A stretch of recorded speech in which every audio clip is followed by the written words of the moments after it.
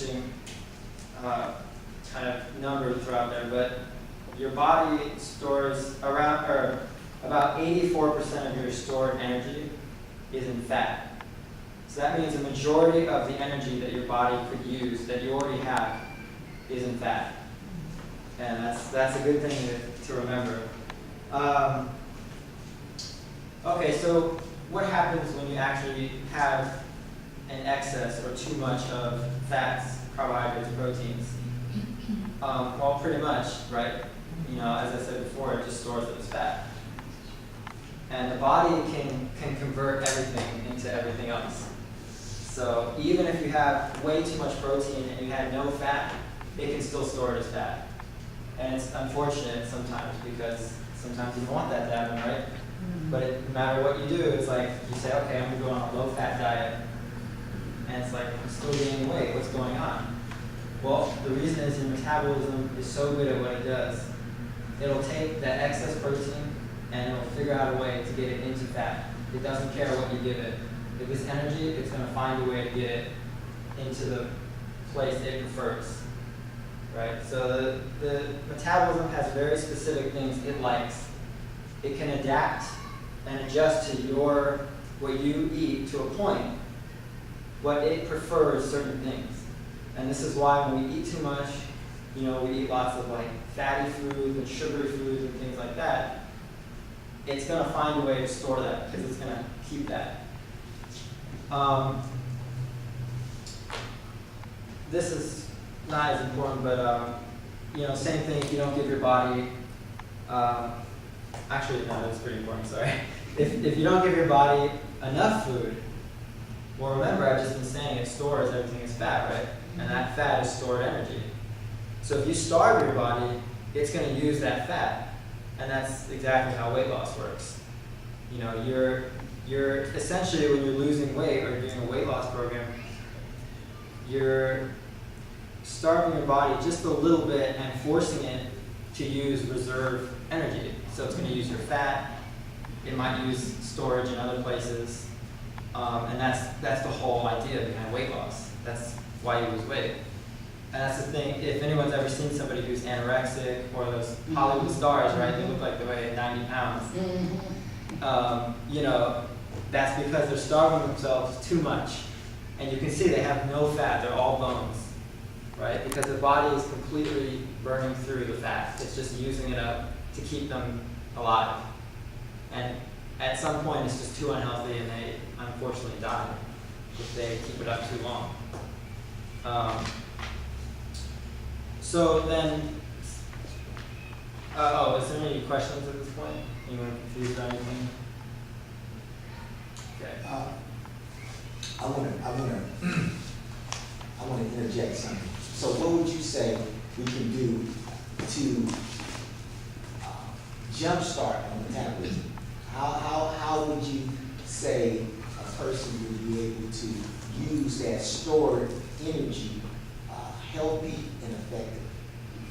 An effective way that a person would be able to use, say for instance, you talk about the proteins, you talk about the carbohydrates, and we talk about the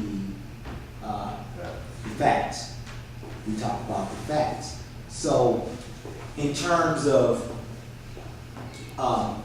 increasing and using the excess energy, what would be something that you would need to do for your metabolism to work off the excess stored fat? What would you say would be something that a person would need to do? Well, I mean, there are two things you can do.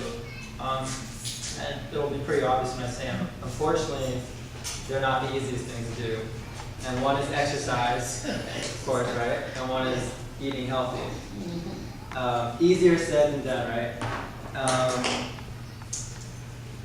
Exercise actually is very important. I'm going to stress this very much, that you don't have to go to a gym and get on a treadmill to be getting exercise. You can park your car 3 cars farther than you normally would from your house and walk 20 extra feet. That's getting exercise. You can, instead of sitting on the couch watching TV, you can get like 1 pound weights and just, you know, do something silly, I don't know, you know, with your arms. That's exercise. Any physical activity is helping your metabolism. And the reason is because it's just like a car, right?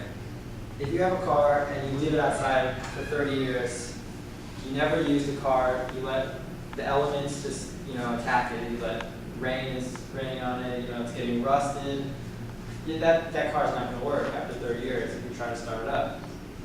But if you try to maintain it, you know, you give it the oil change, you make sure it goes to the mechanic, you know, that's what you do when you exercise. That's the same thing. You're essentially maintaining your metabolism, you're keeping it as efficient as possible.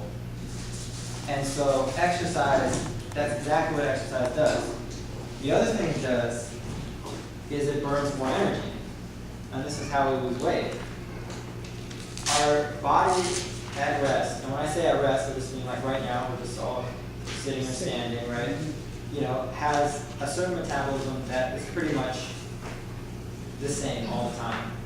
When you're at rest, there's always some number, it depends on age and height and gender and stuff like that. But when you exercise, you're going to require more energy to get through the day. And so obviously if you exercise more, you'll be burning more energy. And if you can burn more energy than what you're eating, your body is not going to let itself die. It's going to use that fat storage, right? It's going to use that fat storage to give it the extra energy that you didn't provide it. And this is, like I said before, this is what weight loss is.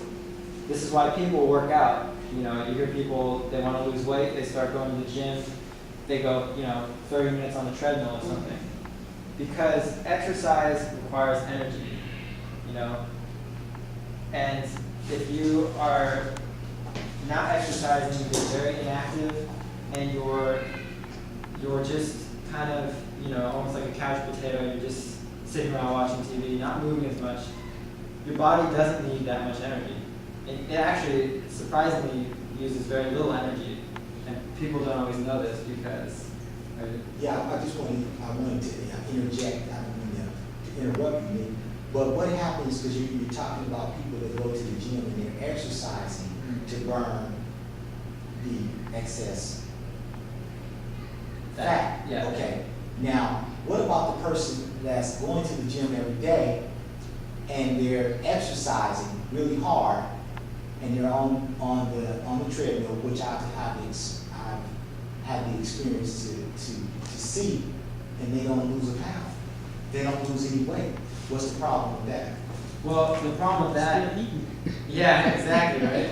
The problem is a lot of people, and everybody does this. I do this all the time. You exercise, maybe you were really active one day, and you feel more hungry. So what do? You use more energy, so you eat more, right? And that's a very hard thing to resist, because when you want to lose weight, right, you have to create that energy deficit. You want your body to start using itself, not food. And that's a very difficult thing, but it's a thing that is very important.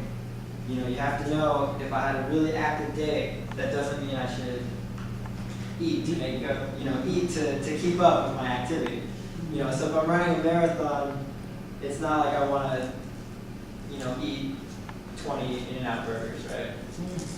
You know, so and so that's why, you know, some people, and I've actually had friends who they start going to the gym and they're really happy about it, but they're like, I'm not losing any weight.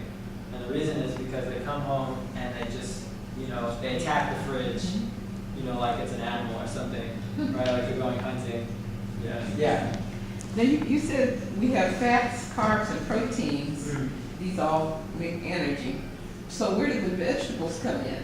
What does that come under? Okay. Yeah. Vegetables have another importance. I'm glad you said that. I was going to forget about this. Is vitamins and minerals, right? Everyone's heard of vitamins and minerals. Vitamin C, E, whatever it is. there's a couple of things in vegetables that are very important. One is fiber. There's a ton of fiber in many vegetables.